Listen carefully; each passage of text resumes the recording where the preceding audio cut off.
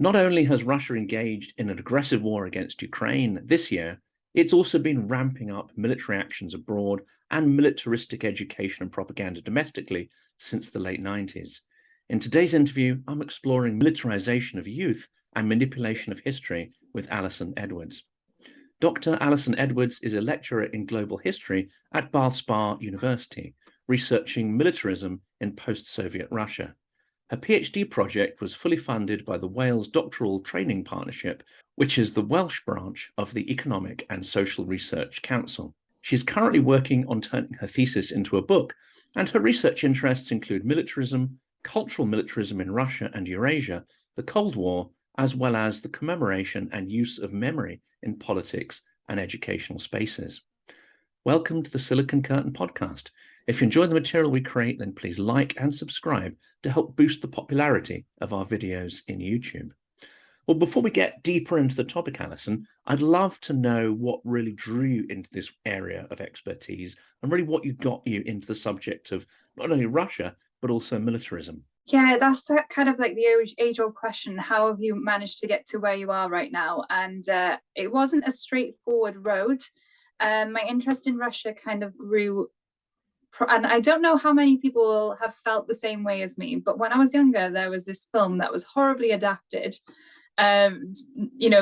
complete romanticism of the actual events, Anastasia, this 1990s cartoon that got me interested in Russia in general, even though, as many people will say now, complete fiction, of course. And at the same time, my grandpa, he would send clothes to people in Siberia, people who were affected by the economic chaos of the 1990s. And he would receive letters from them in Russian. And because he wanted to understand the Russian, he would sit there every day, or he sits there every day, he still does it, eating his breakfast, also going through this like Russian to English book that he's had. So that's kind of what interested me in the region, in the language, in the culture. And specifically, like my thesis was actually on the 1990s. So I think as well, like I was kind of interested in that time period. As for the topic of militarism, throughout my master's, I was really interested in like the Cold War, particularly questions around nuclear proliferation, strangely enough. But I was never really interested in the actual weapons themselves, but how the issues of potential nuclear warfare like circulated in everyday society. So this wasn't just in like the Soviet Union itself, but in America, in the US, in the UK, how they had things like the like nuclear drills in schools, for example, where people would have kind of rules of what they need to do should there be a nuclear attack. And those are the things that really interested me, public opinion and how people's lives were shaped by this possibility of a nuclear attack, for example. And for me, that then kind of broadened out into the military in general. And so for me, there was actually an opportunity at Swansea University that came up to study in 1990s and militarism.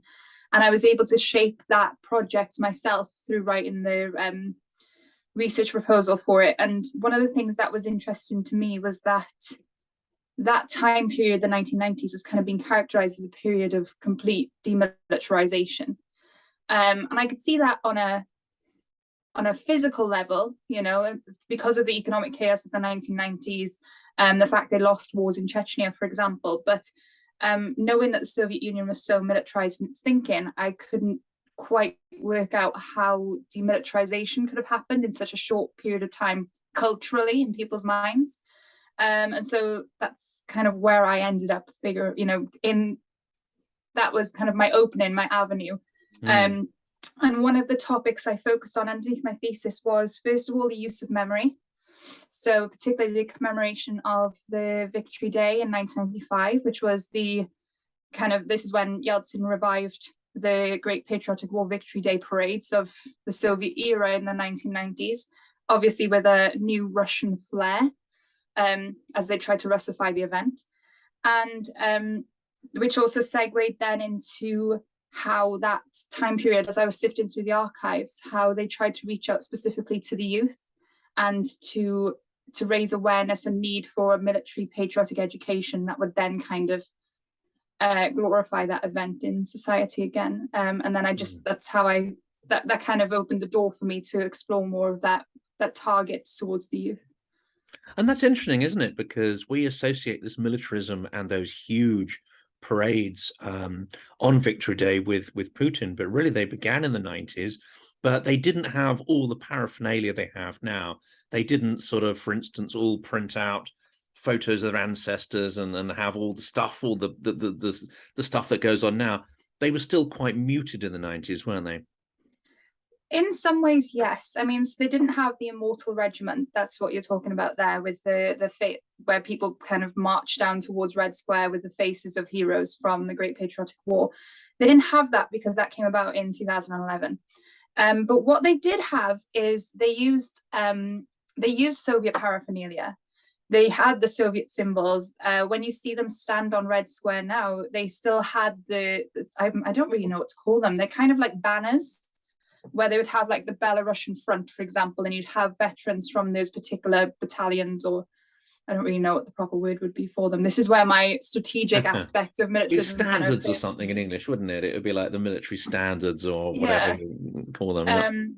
So they had that, and they also had they would wear like Soviet uniforms. That was the one on Red Square. But in 1985, they also had another parade on Poklanaya Gora, which is where the Great Patriotic War Museum is now, and that actually was also opened in 1995.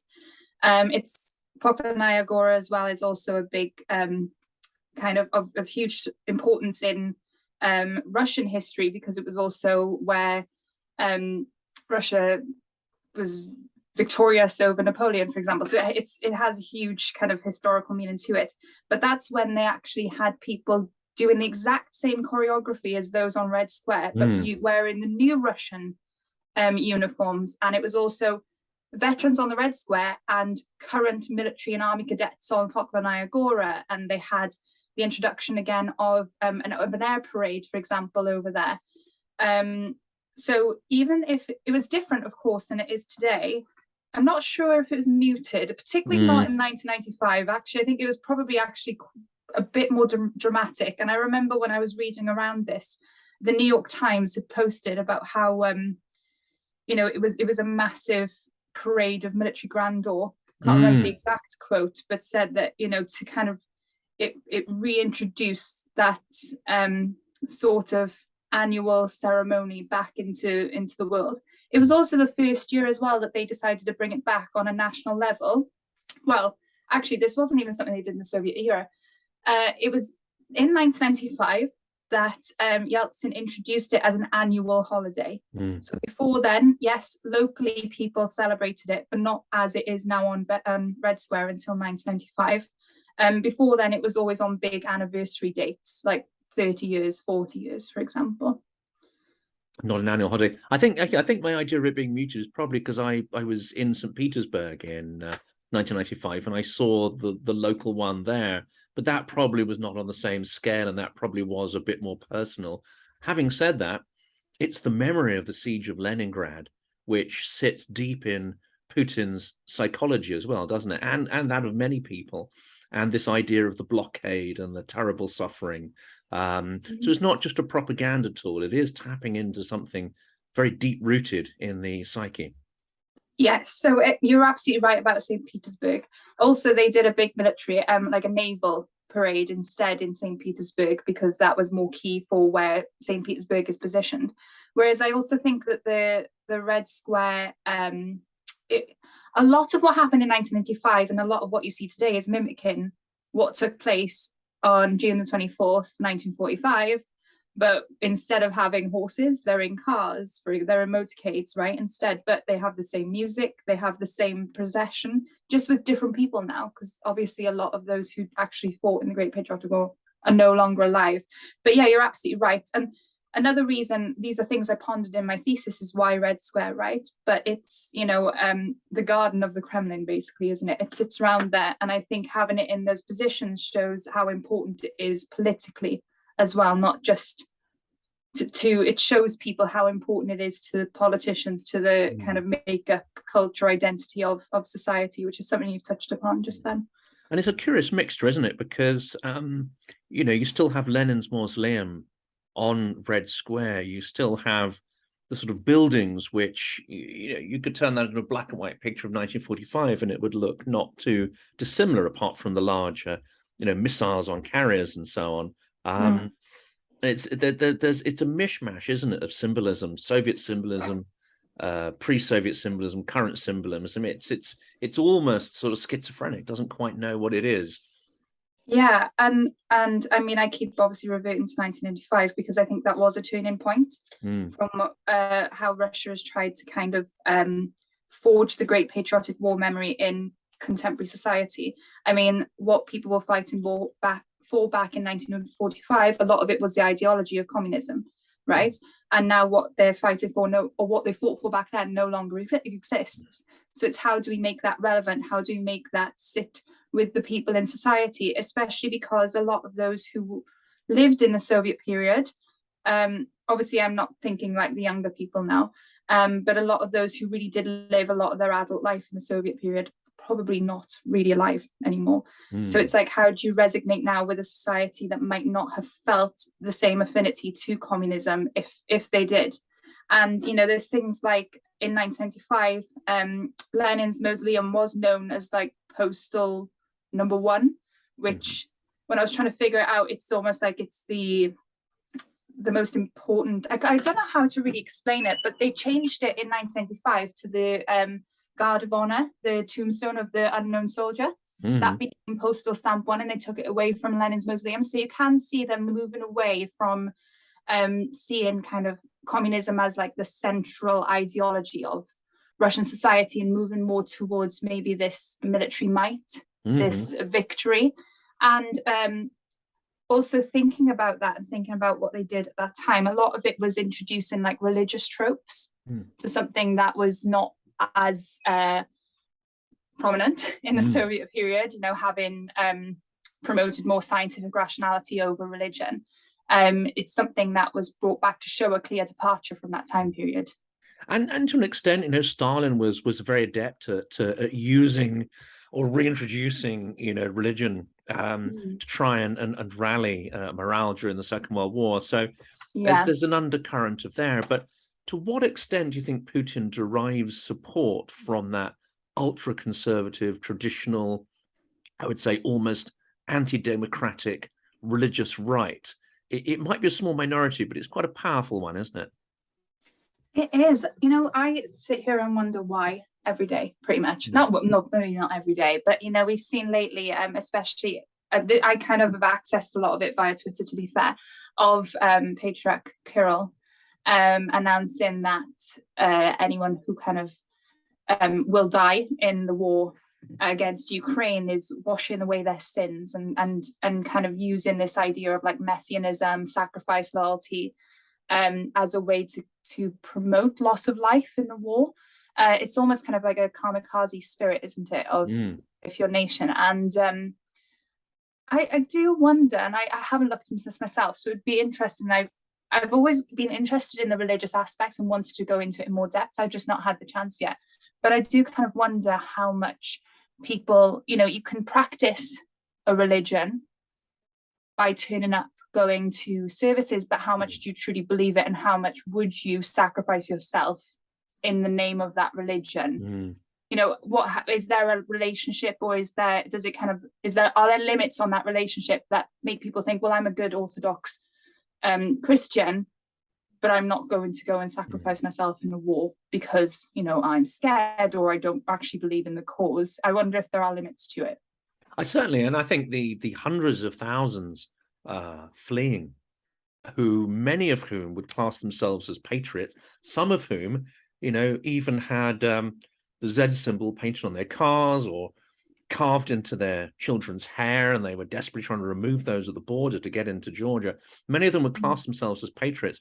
Many of them would almost certainly class themselves as Orthodox. And yet, as you say, they, you know, when they're pressed to it, they're not willing to lay down their lives for those values. It's almost like they're armchair patriots. And that really raises a question, doesn't it, about how the religion itself, how much is it sort of symbolic? How much do people think about it, ponder about it? Or is it just, you know, some kind of ceremonial. And I don't know if you've been there. I haven't. I've only seen it in pictures. There is a huge church, isn't there, built quite near Moscow, about 100 kilometers from Moscow, a vast militaristic structure, which is almost like something out of Game of Thrones. It's unbelievable to see it, and it's got the largest square footage of mosaics in Europe.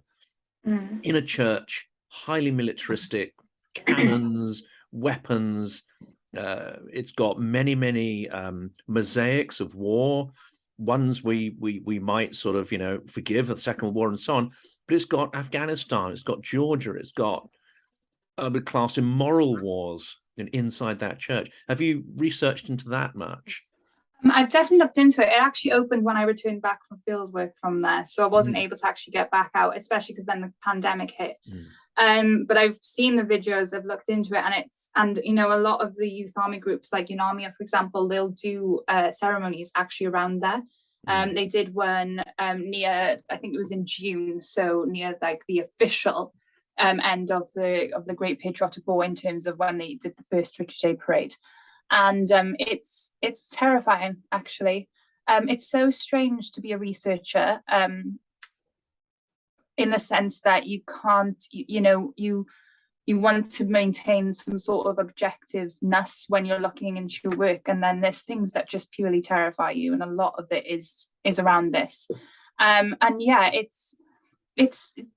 I mean, I don't even know how they really pull it off, bringing together religion and military, for example, in this sense. But it's just, so it's cult-like. I don't even actually know how else to explain it, apart from the fact that it's cult-like.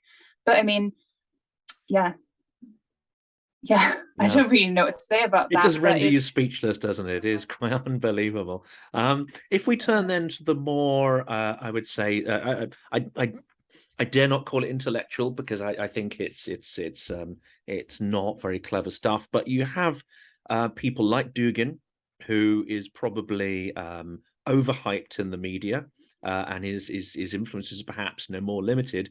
But you do have extremely influential people like Surkov, and they've been able to latch onto this militarism, this nationalism, and they certainly have quite a large following. And someone like Surkov, who really was Putin's brain, was able to orchestrate, you know, not only the creation of hybrid war, but also the invasion of Crimea, and was the guiding hand behind an awful lot of this extreme national strategy, which helped to boost Putin's ratings again. You know, after Bolotnaya in 2012, when protests began, they managed to turn that around through this hybrid war nationalist agenda. And what's your views on the individuals who are powering, you know, let's say the more intellectual side of this narrative?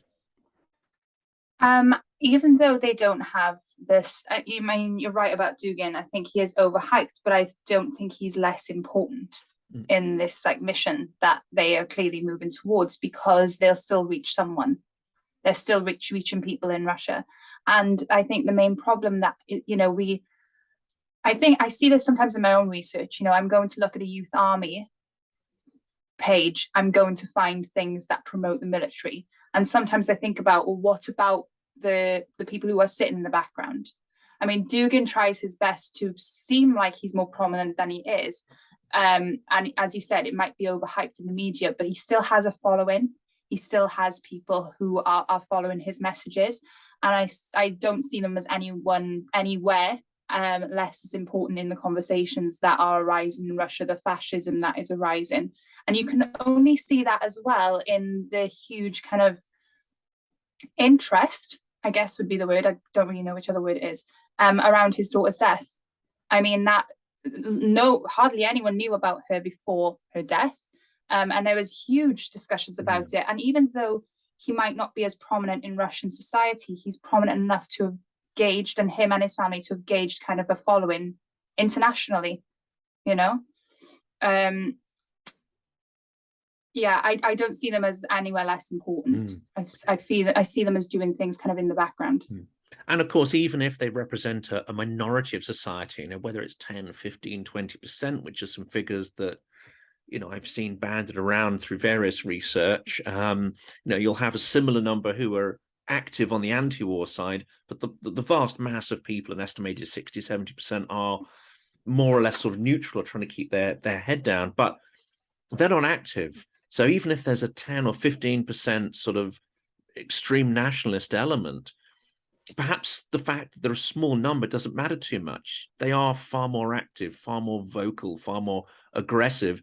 I mean, you could even make the comparison with the Bolsheviks in 1917, a very small number of people, even within socialist circles, even within socialist political groupings, and yet it's that aggression that helps them to set the agenda.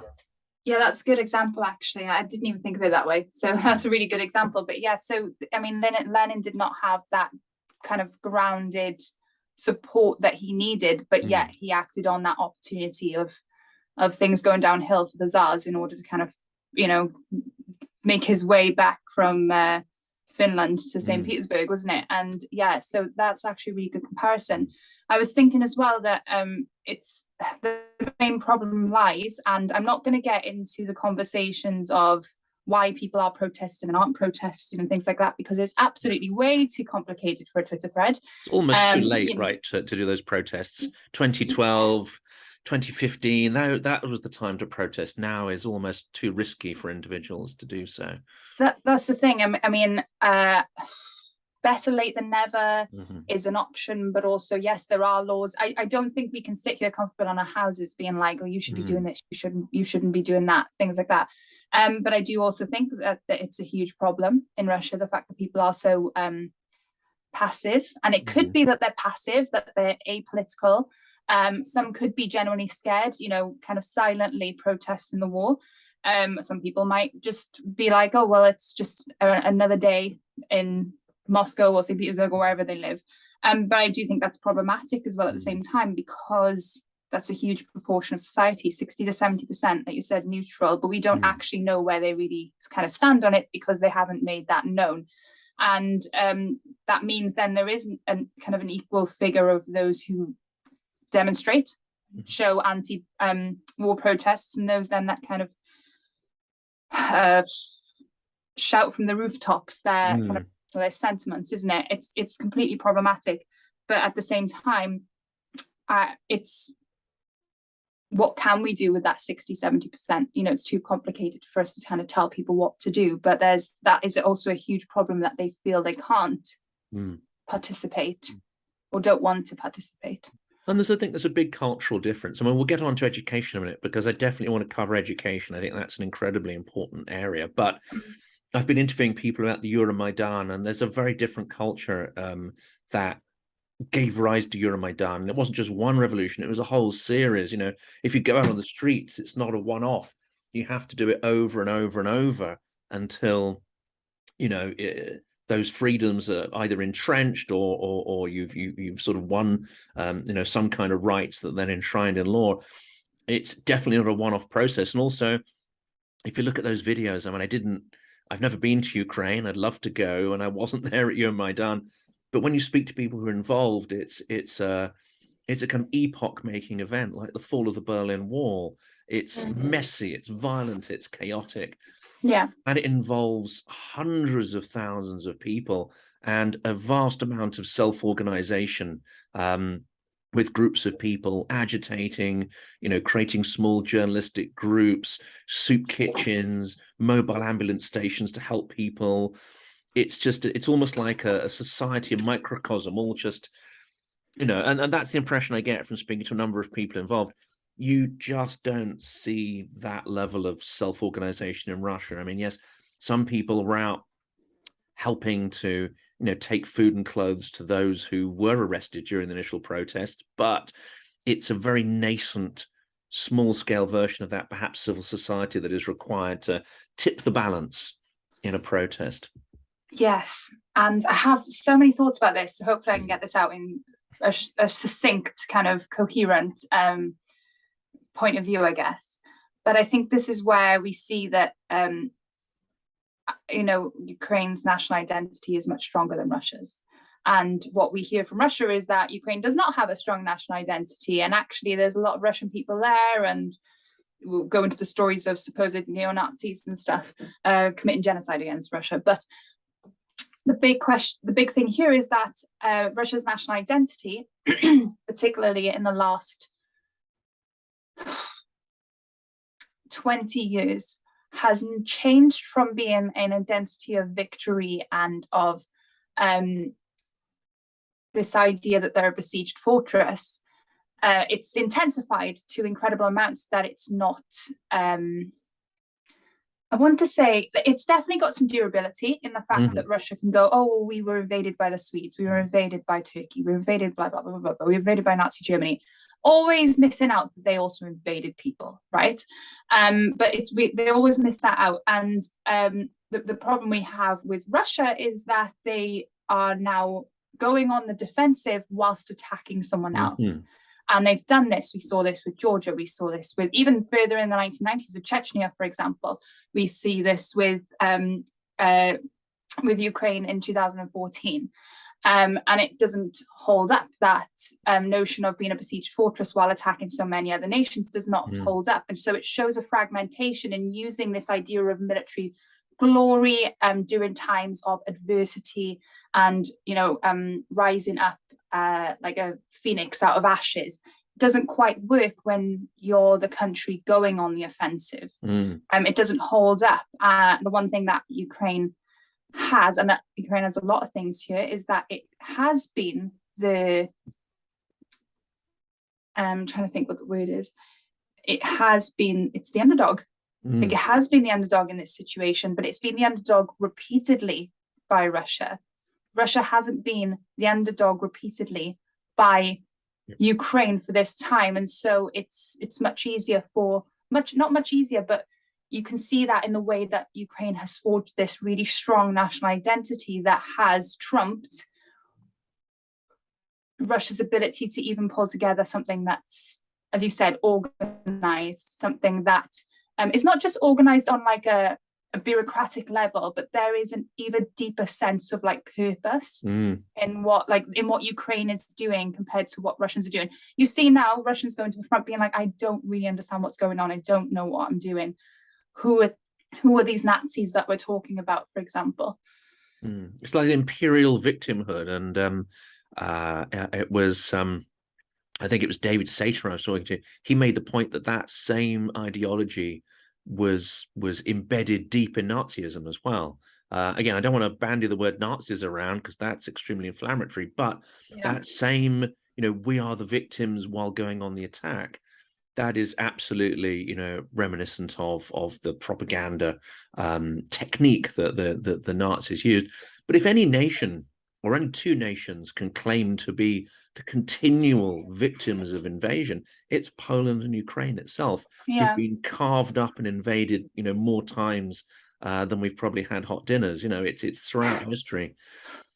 Yes, no, yeah, and I think that's where Russia has lost its credibility completely, and I think that's what kind of really has threatened its ability to pull together, especially because this is a time where Putin's trying to bring about action and not reaction. If this was a genuine attack on Russian soil, then you can bandy people together a lot better when it's a reaction to something. But Putin's doing the action. It's not got the same kind of glue-in factor. It's a mechanic, isn't it, to instill terror, which is actually reminiscent of probably quite a fragile regime. When we know Putin is he's not an autocrat in the sense of being all powerful, all controlling. He's actually the head of a fairly fragile system of greedy elites who are constantly at war with each other, struggling internally for their own power. Let's turn to education. I definitely want to give that a good shot there, because I know that's part of your research. And I recall back talking to Ian Garner, who is an expert on propaganda in the Afghan war. And he said a really interesting thing, which has passed a lot of people by, but Russian education has been reformed over the last couple of years, hasn't it, to make this nationalist ideology at the heart of teaching. So there's a canon of literature which is taught, and there are other works which would perhaps question that have been dropped from the syllabus. that people would have perhaps read in the 90s. Yeah. But they're also now manipulating history. They're dropping mentions of Ukrainian history, Kievan Rus as the progenitor of Russian culture, rather than they're flipping it round. So Russia is the motherland where we know that actually it was Kievan state that existed before really is the progenitor of what you could call the Russian identity. So can you talk a bit about education and how the manipulation or brainwashing is now starting through the school curriculum? Yes, I don't really know where to start. You did a good little introduction there on that. But yeah, I mean, for me, I first of all focused on it in the 1990s, and that's when we saw, particularly after during Gorbachev's period of democratization. So with reforms like Glasnost, for example, which kind of meant lifting a veil on the secrecy of Soviet life and kind of lifting up censors as well in everyday life. This, happened in the media, for example. So there was kind of the birth of new media outlets, which were then kind of questioning things like the actual victory of the Great Patriotic War, given how many people had died. So at this point as well, archives were opening. People were starting to see how many people had died in the war, the actual cost in monetary terms of war. People were asking, well, were we really victorious? And this also translated then into education. So there were a lot of publishers that actually grew in the time of the 1990s, competing with each other within a new market system. And there was some breakout kind of research during that time, which questioned, a lot of the questions were around about Stalin's strategy, was one of which, asking whether he had planned actually a preemptive attack on Nazi Germany. That was one of them. Others questioning why he acted so late, and that's something that actually Putin's used in one of his justifications for attacking Ukraine. And also then there were questions more generally about like the state of Stalinism, for example, collectivization, genocide against Ukrainian people during that time because of collectivization, Holodomor, for example. And it was during that time that, because of these questions came up and about, that certain communities in Russian society, the new Russian society, became marginalized. And one of these groups was actually the veterans. It was in the early 1990s that they lost that prestige that they previously had in the Soviet era, where they were kind of like the grandfathers of the nation. And it was in 1995 that they started to question, well, we need to bring about a patriotic military education system to raise the patriotic spirit of Russia's youth. They proposed doing things like holding kind of celebrations for the veterans, not for the teachers, for the veterans. They proposed holding like tea parties for them, for example. They proposed bringing veterans into schools so that they could have that exchange. They said there was nothing more important than having that generational crossover. And it also translated then into some of the books that the students were using. And in the 1990s, it was quite a difficult time period because there were books that the government kind of gave a nod to and said, yes, these are fine. But there was a lot of autonomy. People were allowed to use whichever books they wanted. In addition, because of the economic chaos of that time, a lot of schools were reverting back to the Soviet textbooks because they didn't have enough money to buy these new textbooks. So there really was, as we've already kind of mentioned with the memory landscape, a mismatch of ideologies taking place in the classroom. You still had some of the Soviet victory ideology in textbooks. You also then had that new questions over, well, what was the Soviet victory? Was that really the case? Was it a Soviet victory? And then you had this new introduction of things like the introduction of speaking about Allied victory in the Great Patriotic War rather than just Soviet victory. You had greater internationalization of school textbooks. In general, these were the kind of things that the Ministry of Education wanted to introduce. A lot of it, though, was confined by the fact that there was little to no money. So you would see actually in the textbooks that I kind of reviewed, I think it was 22 in the end textbooks. A long process. A lot of it actually was Kievan Rus. I won't ask how So tedious that was. That doesn't well, sound, do you know, or maybe I was not. like, I think at the end I was like, I'm learning, and that's where I was like, this is so problematic, because I was reading this and I was thinking, well, if I'm looking at this and I'm like, I'm learning, then I would think of like a student kind of reading this as well, and I had to really take a step back and start thinking about some of the main themes I was seeing rather than the actual storylines themselves, because I was thinking, yes, this person did this, and like some of these people didn't even really exist. They're like myths, right? And they're like based on a person that did exist, but a more romanticized version. But it was interesting because it was different to what you would see now in Russian textbooks. Like you said, one of the major textbook publishers, Pravashenia, which is called Enlightenment, they on the 24th of February were told they needed to mute any kind of speech or discussions about Ukraine. Right, they had to kind of start moving them away from even appearing in these textbooks, but they did appear in the ones in the early 1990s and mid 1990s even. But there was still a militaristic Russia is great element in the 1990s, but it's moved on so much more now. I see the 1990s as kind of a foundation for where Russia is today. It's not that Putin has done anything radical and anything different. He's built on what kind of Yeltsin set out. That's, I think, one thing I say in my thesis is that Yeltsin built the house that Putin's now decorating.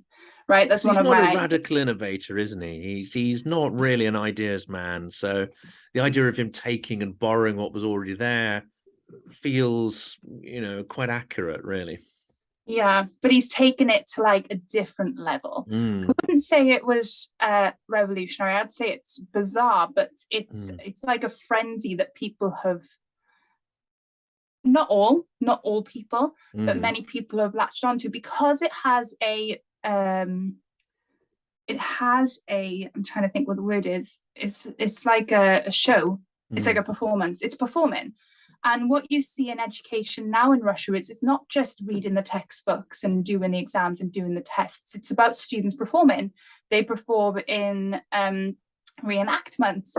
They do Borodino, for example. They reenact the Battle of Borodino. They reenact Stalingrad. They reenact. I'm trying to think of other ones now that they reenact, but they do reenact them. They wear the clothes of the time period. They have to mentally put themselves in the positions of the people at the time.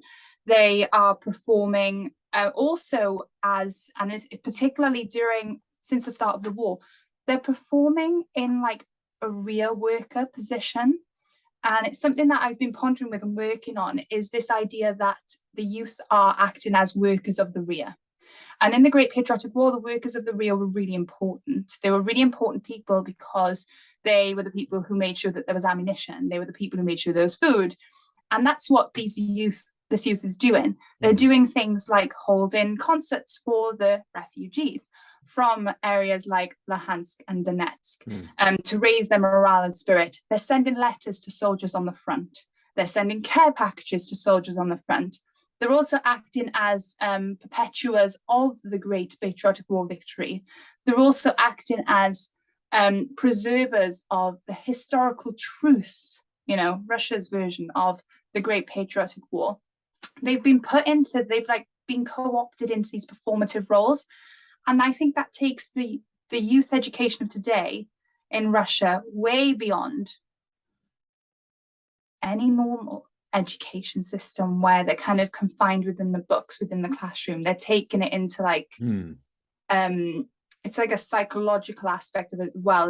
They're taking it way beyond the classroom. Because that's interesting, because of course there was the pioneers, which was the Soviet equivalent of the sort of scouting movement. It was, well, I mean, the Scouts had militaristic roots, imperial roots. There's no getting away from that. In that respect, it's not too dissimilar. But the pioneers was a little bit more militaristic, wasn't it? But it's, I think a lot of people, from speaking to them, a lot of people would have gone into the pioneers and those kind of things and actually not necessarily believing the ideology. So it's a bit of sort of make-believe. It's costume. It's just society. It's just people doing stuff together. And the uniform is just a way to get them involved. What you're describing is something far deeper almost more pernicious. And again, at the risk of making a historic analogy, the Hitler Youth also had that same extreme indoctrination, but that practice of going out, and actually doing stuff, active stuff in the world to activate that, being part of that group ideology. Is it going too far to compare it to that? I think there's definitely, I think I'll work out, right, I'll get to that point. But I think that you've mentioned something that was really interesting. I think that does separate it, and that will help me then get to the equivalency of the Hitler Youth. But the pioneers, for example, they weren't called a young army, right? So they were acting under the guise of not being a young army whilst being drip fed. Oh, I can't even say it. Drip fed ideas of militarism,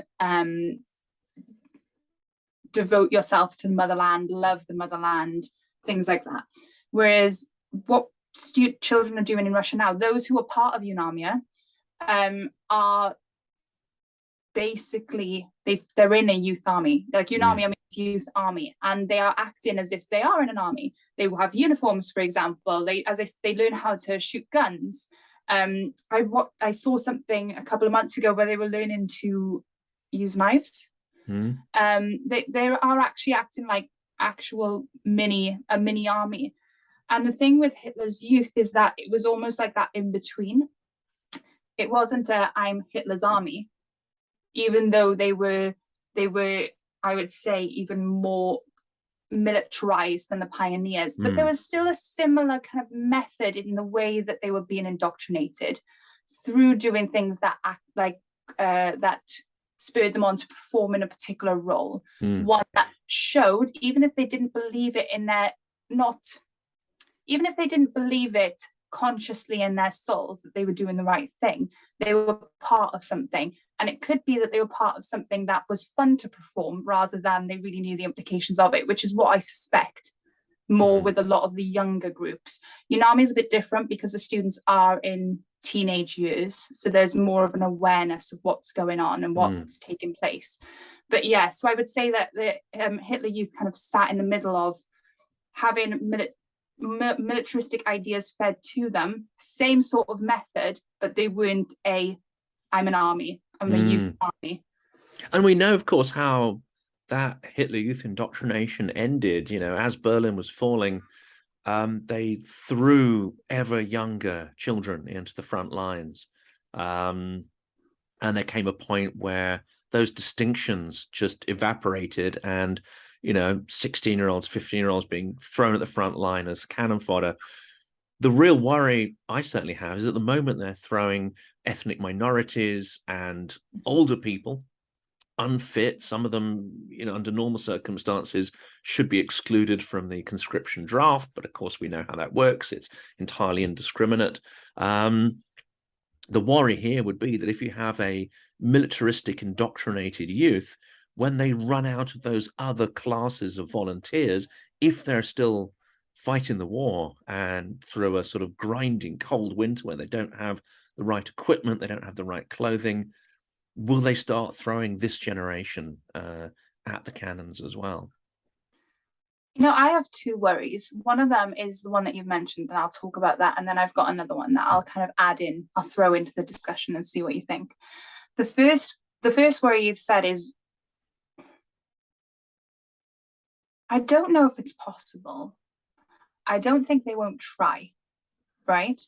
But I've already seen a lot of pushback on the UNAMIA press page about the rumours that UNAMIA members are being pushed into the war. And that was very early on in Russia's invasion. So I do wonder whether that would be an act. If it was going to happen, I do think it would be very low level. People wouldn't really know about it. The second question we have to ask about that same sort of scenario is, what would the mothers do? And the only reason I ask what would the mothers do, I also hope the fathers would do it as well, but the only reason I ask what the mothers would do is because of the Mothers of Soldiers, organization, which was liquidated actually early on in the war itself. Of course, so you don't need the official organization to act collectively in that same manner and for that same cause. And so I would hope in that situation that organization based on their parenthood, again, it doesn't have to just be mothers, can be fathers as well. And we've seen women in Dagestan being very vocal and actually protesting. So not in mainland Russia, but in the peripheries, they have started to do that. Yeah, so that's a scenario I would hope for in that situation. I obviously hope it didn't get to that, but I would hope for that scenario if that was to happen.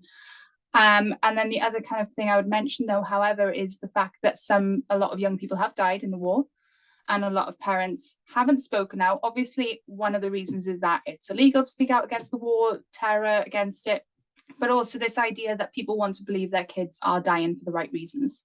Like, even if they don't believe it in their heart, in their soul, there's that, I want to feel like my son or my daughter died for something good. And that's something I've also noticed. And those are people who are, 19, 20 years old, their parents are feeling that way. But I don't know I think it's too early to talk about the scenario, and hopefully we don't have to talk about that scenario. But if it is, I wonder whether it would kind of spur a different grassroots kind of movement, again, like we saw with in Dagestan with those women. The kind of second scenario I kind of wanted to bring to the discussion, if I may, is about what happens to the children after the war. And I'm talking about Russian children here. And of course, this, I'll have to say it here because I know it's a big concern, but there are lots of Ukrainian children who have died in this war. And so this question isn't going to try and diminish the question about Ukrainian children dying in war. I wonder about the potential guilt that youth in Russia might feel from being part of these initiatives when they're older. We don't know whether they are consciously really engaging with these questions and with the ideas that they're being given, or whether they're performing as part of you have to do this in school, you have to hold up and stand in a V shape. Do they believe in these ideas or do they not? And what happens to them when they're growing up, when they're older, and they have to face these questions of, well, you participated in some way. And that's that almost is like the victor or even the victims of determining the way that history is told. And I think the level of guilt those children will experience cannot be determined until we know what kind of regime emerges. Because if that regime manipulates history in the way the current one does, then they simply won't have the information. They might have some kind of intangible guilt, but they won't have a fully articulated version of it. And if it's still a militarized education system, any guilt they might feel will be crowded out with other propagandistic nonsense potentially. I think that's those are sort of the questions I've thought about this, and those are the sorts of questions I've kind of gone back to. Well, who will be next? Will they be the same? Will they promote this? And part of me thinks, and this might be pessimistic, but based on the past in Russia, I'm going to live in the past as well. Based on the past in Russia, there's a tradition of a militarized education system, and I don't see it, and I don't see it unraveling anytime soon. That might be very pessimistic. But I think we do need to have those questions in mind of what happens next. Not in a way where we need to predict. We don't need to say, well, this is definitely going to happen. We don't know that. But having those questions in our mind of, well, what might we do if it is a government, the person who's next is not Putin 2.0? What do we do then? What happens to those people who have unconsciously being co-opted in the war? And I think we focused on Putin and his elite, but he's just part of a group, or probably one of the only groups in Russia that has any kind of class consciousness, and that is the security services, the Siloviki. They're the only group that is allowed to have almost call it a civic identity that isn't repressed in some way. And you brought up this idea of the veterans feeling marginalized. It's interesting, isn't it, that at the same time that was happening in the 90s, another group also felt they were losing control and they were marginalized, and that was the FSB, or the ex-KGB. Is there some connection then with the retaking of the reins of power, the merging of, mafia economic power with the security services, and then combining that with veterans, nationalism, and religion into this sort of potent mix? That is such an interesting question. I spoke My to answer Yuri now Fershinsky last week, and he's put these ideas in my head, so I won't claim it as originally mine. No, it's just something that it's been in my awareness, but not something I've actually put much of my thought into. But I wonder if it's based on the age-old story that you kind of need the military on your side in some way. You need the security on your side, the security services, and so they've kind of all meshed together. Because I think if it was purely military, if it was a purely military ideology without the messianism, for example, without the idea of like security, it might not work as prominently as it is doing in Russian society. I think it needs like the cult-like ideas, the ideas of that are deeper than I'm going to use a weapon and do this. It's more about protection, for example, defense against something. Exactly. So, yeah. If you look at Kirill, he was a KGB officer, which is well known. You look at Shoigu, he's not actually from the army. He's from that administrative class of apparatchiks. So what you've got isn't a genuine militaristic ruling elite. You've got a bunch of spies, playing at soldiers potentially. And perhaps some of the results you're seeing in Ukraine are actually showing those sort of fault lines, showing the actual incompetence. They're very good at hybrid war, and they're very good at the spying game and the administrative wars and economic wars. When it comes to the practical war, they've been shown to be fairly hopeless. Yeah, they haven't got the stamina. They haven't got this, like the security services don't have the same sort of stamina because they operate on a different level, like you've mentioned.